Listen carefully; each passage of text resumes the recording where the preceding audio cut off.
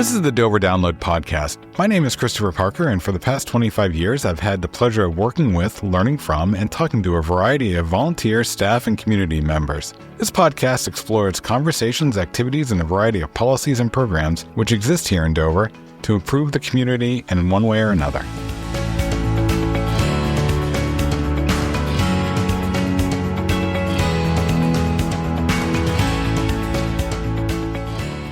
The podcast episode you're about to listen to features Ron Cole, former planning board chair. We recorded this episode earlier this spring, and Ron has since passed away.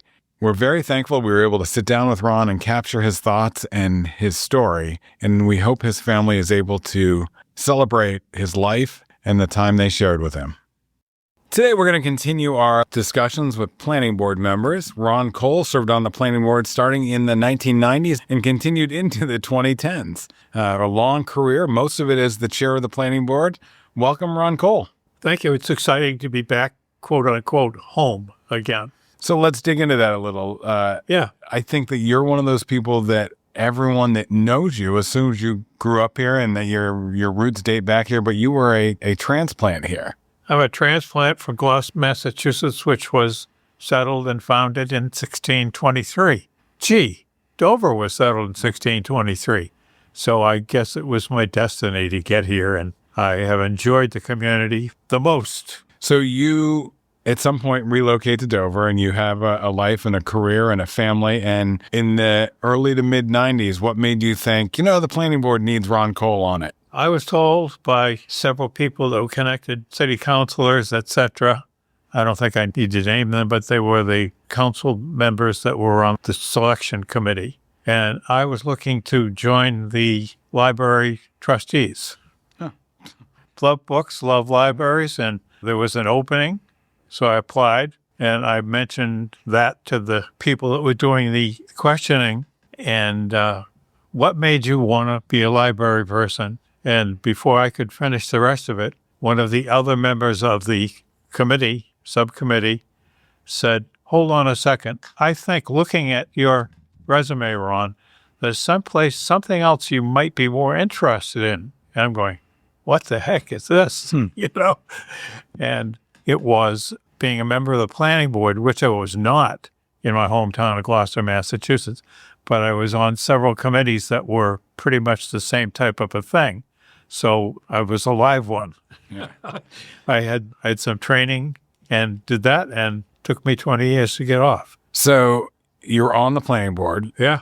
And eventually, and not just like 20 years later, but pretty soon after, you become the chair of the planning board, and that's where your role really was for the bulk of your time on the board. That's how I knew you when I met you. You were the chair of the board.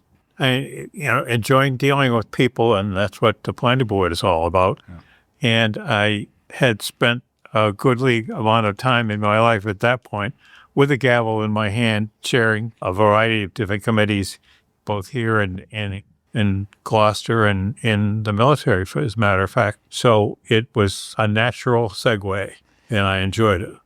So I was thinking about this earlier. You just mentioned being a people person and that the planning board is about people. And that's one of the things I recall you mentoring newer planning board members about is it's about relationships. It's about talking to people, listening to the abutters, listening to the applicant, and really figuring out what the best fit for the community is. Obviously, you have to work within the zoning and the site regs and the master plan and sort of the sandbox, as it were. But one of the things that I think you really cemented that the planning board still does is it's all about respecting the process, and it's all about respecting who's at the podium and who's at the table, meaning the planning board members deserve respect from the audience, and the audience deserves respect from the planning board. Unfortunately, we don't always see that throughout the country, throughout the world. And that is look at somebody in the eye, understanding where they're coming from, and putting the pieces together. As you had your term, are there elements or are there projects or things that the planning board worked on that jump out to you as either accomplishments or benchmarks for your career on the board? Yeah, and I'll make this comment, which would be more or less the end to my comments about what I was doing with the planning board. Classic example was a gentleman who was before the board, and he was looking to put a drugstore a pharmacy in town. And there were a couple issues about driving in and out of the location, which we as a planning board didn't want or couldn't do. And it was so funny because the guy was a nice guy. He was representing. And he said, well, if we could just do that one turn in, we're set to go. And I said, well, we can't do it. And he said, well, Mr. Chair, if you can't do that, I'm going to have to say we're not going to be able to put the pharmacy here. And I said, that's funny. I thought the same thing. And so he said, okay, picked up his papers and he walked out. 6 months later, he came back, changed his application, and we said yes, and the place is still there. Here. When you were the chair for the first, 10 years or so, maybe a little longer, Steve Stansel was the planning director. How did you and Steve build a relationship? Steve was such a terrible guy. He was a horrible chair, and he was really difficult to deal with. And I'm laughing with a smile on my face. Steve Stansel was God's gift to the city of Dover. He was a bright, trained native. Mm-hmm. So he checked up all the blocks. Steve was really great and still is somewhere, I suspect. Lives in Wakefield, and we're going to have him on as a guest at the end of this series. So talk to me about the relationship between the planning board and in particular the chair, but the planning board and the staff. How do you have that interaction of building trust, building rapport, knowing when to listen and when to lead? I come back and I think about when I became the planning director after Steve, there was a really strong relationship between the board and staff, and there was very little uncertainty, meaning if I had said something, you didn't look at me with a weird eye and say, what are you talking about? If you said something, I didn't look at you and say, I can't believe he wants to do that. There was a really good rapport built up. So that has to come from somewhere. How does that get built? People that care. I knew that you cared. And I recall when we were interviewing staff for the position, and of course I knew you personally anyhow, and we had 2 or 3 other pretty good applicants. Mm-hmm. And they all said kind of the same thing. You saw different ways to do things that were positive. And that did it for me, even though I knew you anyhow. I just, you came from a different place. Still do. You remember that's the second time we interviewed, because you interviewed me as part of when Steve Bird was hired in 1997. Yeah. I had applied for that position, and you interviewed me as part of the panel for that. And the right man got the job. Steve was the much better person at the time. Well, I remember, and a lot of people really, I suspect, have no idea what the hell the planning board does. Yeah. Or why. Yep. And I remember there was a financial issue, not only here, but other places, whatever the course of the history was in the country. And so they said, we're going to have to cut Steve's position. Yep. And it was during the Great Recession. And I thought to myself, wait a minute, this guy, he'd been on the board, he'd been a planner for quite some time, and he did a great job, hardworking. We know him. We know what a terrific guy he was. And it was just a course of, well, whoever was making the final decision or wanted the decision said they're going to have to cut Steve's position. And I thought, no. So I thought about it. I scribbled some things down about Steve and what he'd done and what he was all about. And I did something which I did very rarely, a rare time. And I went to the city council as an individual to tell them they're making a mistake. You can't just arbitrarily say it's time for this person to go because we need to cut somebody. And I ended up comparing him like you're looking for directions. How are you going to get to 17 3rd Street in Philadelphia? And you set it out in everything you need. And if you do it right, well, excuse me, let me back up. If you don't do it quite right, you're not going to be in Philadelphia. You're going to be in New Jersey someplace, still trying to find your way. When you do it the right way and get every road from about Dover to Philadelphia, you get right to the address and you're all set. And that, I said to the city council, was what Steve is. Yeah, I remember at the time, and I was the planning director at the time, and it was going to be a shock to the system. And myself, Steve, and Bruce Woodruff, who was the other planner with Steve at the time, we were at that council meeting when you, Anna Boudreau, like I think 10 people showed up to speak in his favor. And I remember turning to Bruce and saying, if it was either of you or I up there, 10 people would not show up to speak in our favor. Steve is that kind of guy that you worked with him or you had an interaction with him, and he still is. I mean, we speak like he's dead, but he's just retired. He is still a great guy. He's still He just a resource. now, right? Yep, about 2 years ago. What was that issue? 10 years ago? It was 2010. Yeah. Yeah, we were very lucky that the manager and council found a way to keep that position and keep Steve around. And, You know why? What did I say earlier? Because he cared. Yeah, I think you're absolutely right. He cared, and he was not afraid to show that he cared. Yeah. And the other thing that always stood out to me about Steve was he was not just an employee who cared. He is a community member that cared. He coached baseball. He coached basketball. He did all of these things as part of the community. Plus, he had the benefit of working here. He was cut from that piece of cloth, as the old Irish people would say. Yep. I have a cute little story of one of the things I enjoyed about being a planning guy. I got a phone call from the city manager, and he said, can I meet you at the whatever place it was? I said, what's it all about? He said, you'll find out when you get here. No, I don't. I'm an only child. I don't like that. But I said, okay, Mike, I'll be there. I got there, and it was I, him, 3 or 4 members of the city council. I don't think you were there. Were you there? I think I was, but keep going. Yeah. So he introduced this person and said that she was the director of the New Hampshire Children's Museum. Right. Yeah. Right. And explained that she had something we might be interested in. And she got up and explained the 4 of us, 5 of us sitting in a chair in the Butterfield gym. Yep. And she started explaining what they did, and I was eminently familiar with it because I had a child, at least one child that age, and we used to spend a lot of time in Portsmouth, of all places, the greatest place in the world, quote unquote, according to some people. And I think I said, or somebody said, well, you don't have any place in Portsmouth? And she said, nobody's looked to be interested in taking care of it and making sure that the kids had something to do. We already have it. They just didn't have enough space. Yeah, there was no courting. We came to that meeting with here's why we want you. We had some statistics about what they could bring to the community, what we could bring to them. I very much remember sitting in the Butterfield gym having those conversations.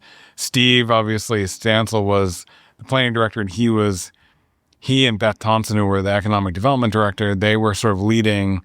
But I had done a bunch of the background data gathering to help show the market analysis and the population and the demographic information. But it was an interesting meeting. It was an interesting meeting that could have gone forever. Denny Doliak. Denny was the president. And had been there for quite a while. Yeah, and she knew what she was doing. And again, I had personal actions with them as a parent. And I absolutely loved the whole process. And then it must have been Mike that said, well, okay, thank you very much. And saying to us, so I think you understand the situation. And I guess the question we need to know is this something that you folks would be interested with the city of Dover? And all I remember is thinking, everybody got up, said yes, jumped in the air, clicked their heels, and said, let's go. Yeah. That was it. It was that good. And that was simple a process. And it's still in Dover, and they take in about 100,000 people a year. And recently I attended their ribbon cutting for an addition they did on internally, where they took the old boxing loft, which was one of the spaces they could not afford to renovate in 2008. And they finally renovated it and added a farm area. It's pretty It's pretty fun. It's a good use of the space, and you're right. It's a great asset to this community, and it's Absolutely. I live 45, 50 minutes from here. And when I speak with people for one thing or another, I will mention that, yeah, I spent a lot of time in Dover, and almost every one of them said the same thing. Oh, that's where the Children's Museum is. Anybody who's got a kid is going to go there and love it. absolutely. So as you have your career on the planning board, you've mentioned a couple of the interactions with the conversations back and forth with applicants and projects like the Children's Museum. You must have been involved with master planning, quite a few chapters of the master plan, I would think. Absolutely. How vital is that to your activities? If you don't know where you're going, you're not going to get there. Yeah.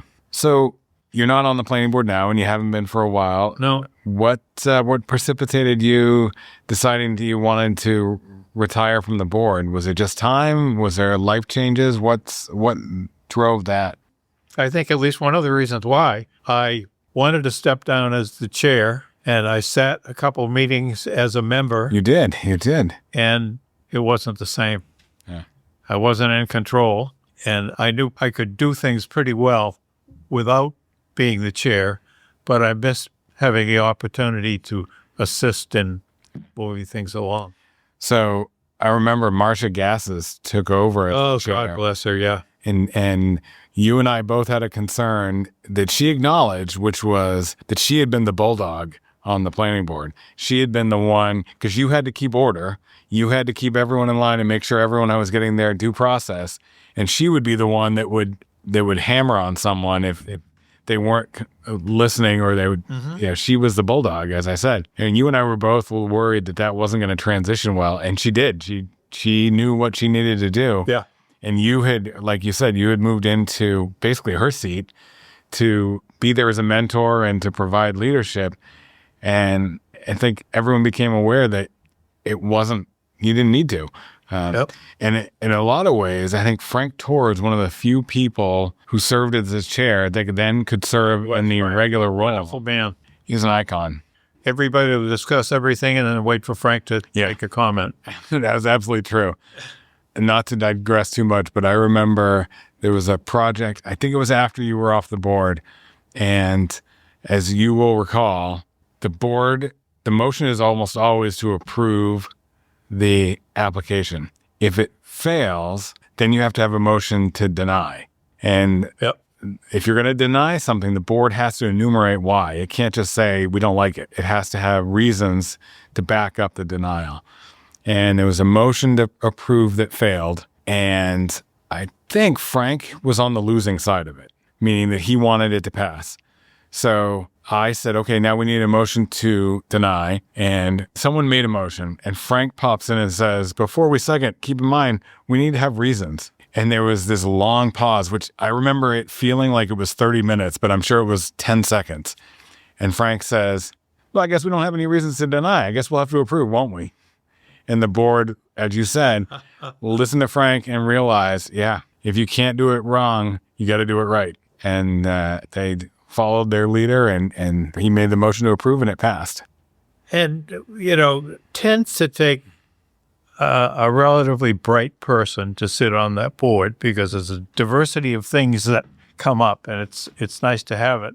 One of the things that I really enjoyed about being on the planning board was everybody likes to do something good, at least I do. And after I submitted my resignation or whatever, I was driving around the community, and I swear to God, 75% of the streets and the situations in the city of Dover I was involved with. And there isn't a much better feeling in the world than know you're doing something good, and your hometown, your friends and neighbors. That's a nice ad for the planning board if anybody ever wants to join it.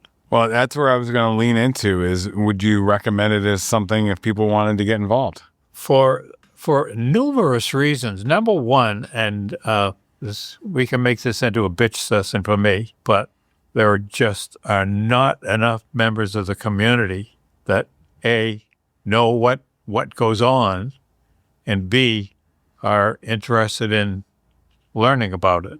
There is not much of anything that's better than having a seat on a planning board and watching what's going on in the community, the whats and the whys and the rules. So, well, I appreciate you sharing your time with us today and your reminiscence, and I thank you for coming in. you're welcome. It was kind of exciting. Good. You had mentioned that, I mean, I live an hour away. I don't come this way that often, but you mentioned several times we could do this on the phone, and I'm like, I like to come to Dover occasionally. I don't get here too often. I love the place, and I can add this, which you can do with it as you wish, but you are the best thing the city of Dover has and has had for quite some time, Christopher. Absolutely. And I hope you don't ever leave Dover and just keep doing what you're doing. I appreciate that very much. I appreciate it. Thank you. Dover has a wealth of history in its over 400 years of existence. Coming up, Mike Gillis is going to share some of that history with us. You just heard Ron Cole reminisce about his long career on the planning board. As Chris Parker mentioned at the beginning of the podcast, Ron passed away last week. We thought we'd take a moment to remember Ron Cole. Though Ron spent his final years in Belmont, Ron's heart remained in Dover. Born in Gloucester, Massachusetts on July 1st, 1940, Ron brought his gift for conversation and community engagement to Dover when he moved to New Hampshire in 1979. He began working at Ed Burns Chevrolet Honda, but it was his civic contributions that would become his enduring legacy in the city. Ron's most significant public service came through his 2 decades on the Dover Planning Board from 1991 to 2011, where he served as chair beginning in 1994. During this time, Dover experienced significant growth and transformation, and Ron was often at the center of these discussions, advocating for balanced development that would carry the city into the 21st century. When interviewed in 1996 about Liberty Mutual's proposed $30 million complex off 6th Street, Ron characterized it as a development that would, quote, shine the light of new sun on the community and, quote, express train us into the 21st century. His vision for Dover's growth extended to the North End, where he was an early advocate for bringing hotel development to the area near Exit 9 on the Spalding Turnpike. Ron was known for his straightforward approach to planning challenges. During contentious zoning debates in 1998, he famously addressed criticism by saying, quote, we have heard from naysayers and Johnny-come-latelys who offer Band-Aid solutions. Where were they during this arduous process? He understood the delicate balance between residential growth and commercial development, often warning that without appropriate zoning, Dover would get, quote, more houses, and more houses, placing strain on schools and infrastructure. His appreciation for Dover's history was evident in his advocacy for preserving the Weeks name in what would become Weeks Crossing. When the intersection was being redesigned in 1996, Ron argued passionately that the circle should retain the Weeks name for its historical significance.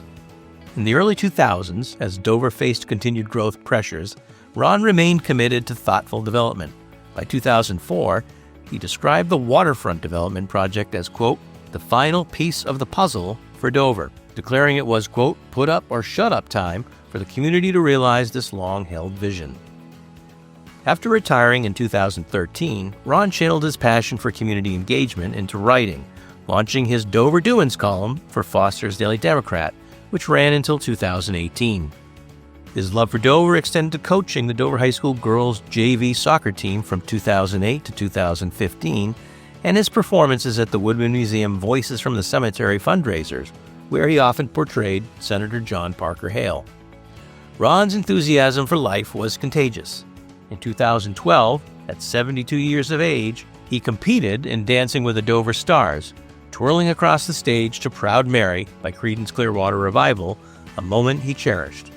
A devoted sports fan, he loved the Boston Red Sox and never missed a UConn women's basketball game, taking particular delight in their championship this year. Beyond his civic contributions, Ron was a family man. He is survived by his wife of 40 years, Patricia, 4 children, and 5 grandchildren, whom he affectionately called, quote, his basketball team. We offer our condolences to Ron's family and want to thank Ron for his role in Dover's development over 2 decades. His commitment to balanced growth, historical preservation, and community engagement embodies the true spirit of civic leadership. Thanks for listening to the Dover Download this week. If you like what you heard, subscribe through your favorite podcast aggregator. And if you have something you want to hear a topic on, let us know. Finally, this is just one of the many ways we share information about the city of Dover. You can subscribe to the Dover Downloads email newsletter every week or other newsletters that we have by going to the City of Dover homepage, www.dover.nh.gov. Have a great week.